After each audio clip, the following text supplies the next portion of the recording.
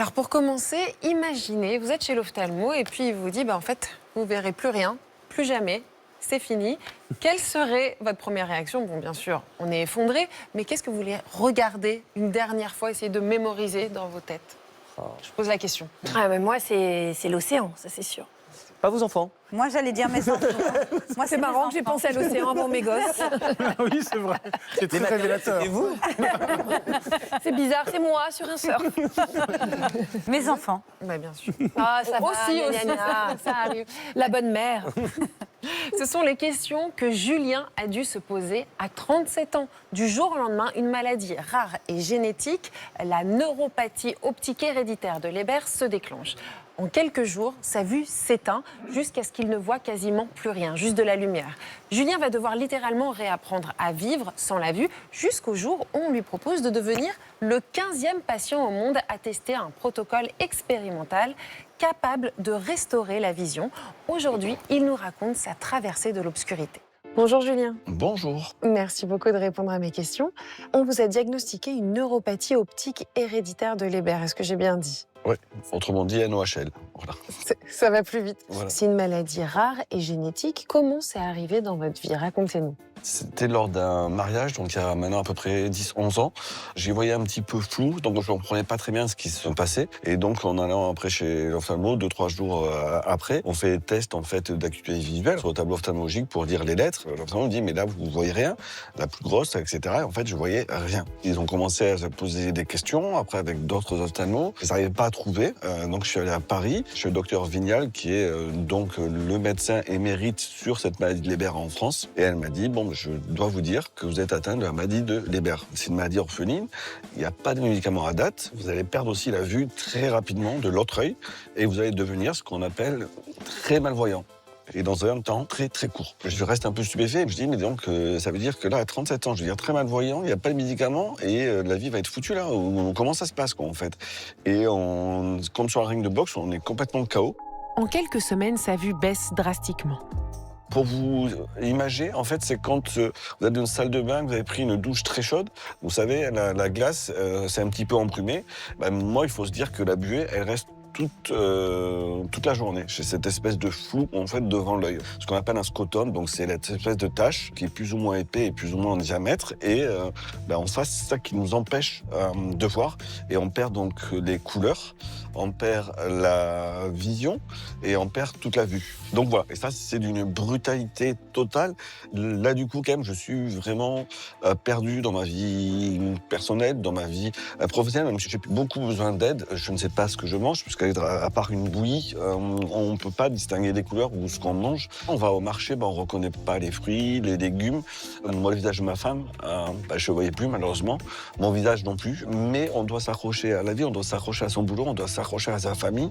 Oui. Et je n'ai que 37 ans. À mesure que la maladie progresse, Julien veut emmagasiner un maximum de souvenirs visuels.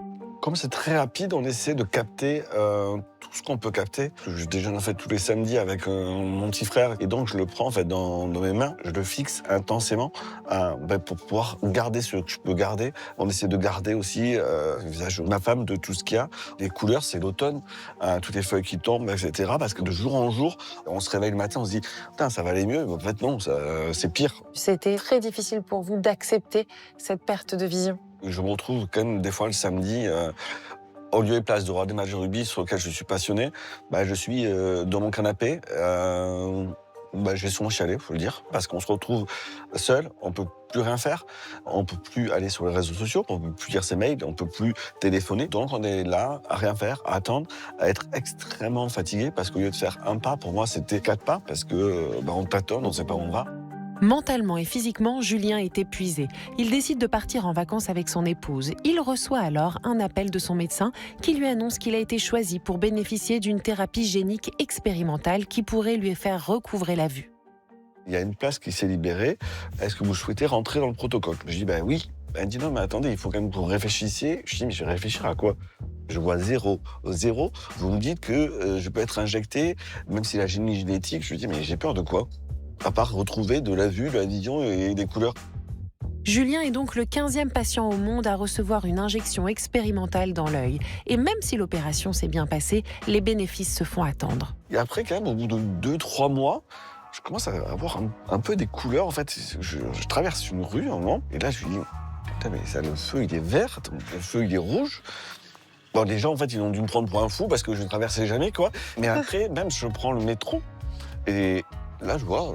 Alors, elles sont grosses, hein, de lettres d'intention, mais Pasteur. Donc, je sais où je suis. Je suis à la station Pasteur. Et au final, au bout d'1 an et demi, c'est quasiment un 10e retrouvé à l'œil. Vous allez me dire, bon, c'est pas beaucoup. Mais quand je mange, je vois ce que je mange.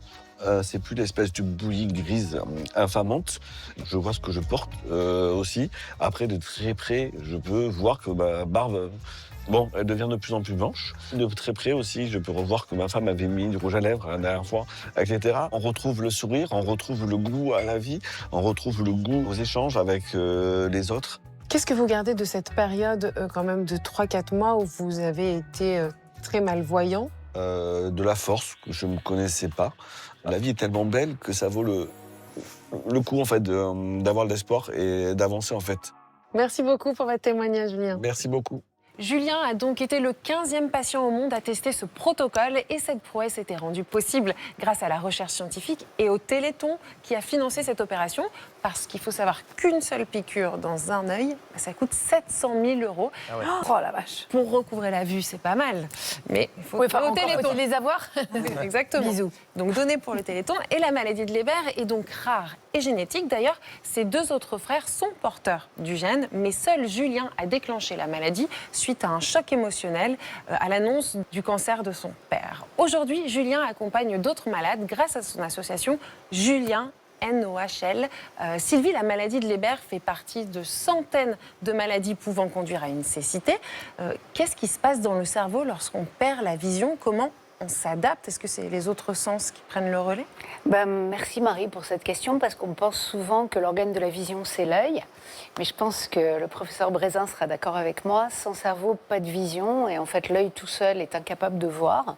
Il capte les informations visuelles, il les envoie au cerveau, mais c'est le cerveau qui construit la perception. Et donc, effectivement, quand les sujets ne voient pas, leur cerveau se réorganise. Alors, il faut savoir qu'il y a des recherches assez récentes qui ont montré que 4 heures seulement après une atteinte sur la rétine, la région dans votre cerveau qui s'occupe de traiter les informations en provenance de cette partie de la rétine se réorganise. Déjà, au bout de 4 heures.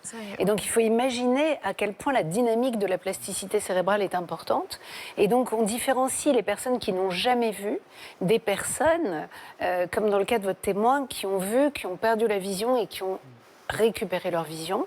Chez les personnes qui n'ont jamais vu, ce qui est fascinant, c'est que le cerveau, donc dans les aires visuelles qui sont au chômage, puisque les yeux n'envoient plus d'informations visuelles, le cerveau va construire une perception visuelle à partir de l'audition, du toucher, de ce qu'on appelle le toucher pour voir, qui est un toucher exploratoire, des mouvements de l'air, de tout ce que les aveugles vont utiliser pour compenser la vision. Et au final, les aveugles ont la sensation d'avoir une perception visuelle, puisqu'elle est construite dans les aires visuelles cérébrales, mais à partir des autres sens. Dans le cas de votre témoin, c'est différent, puisqu'il avait déjà vu. Donc il savait ce que c'était que voir. Dans la période où il n'a pas vu, il a essayé d'utiliser son imagerie mentale visuelle, sa mémoire visuelle. Et quand il a recommencé à voir, le peu d'acuité qu'il avait, associé aux souvenirs visuels qu'il avait, lui ont permis de se réapproprier un petit peu la vision.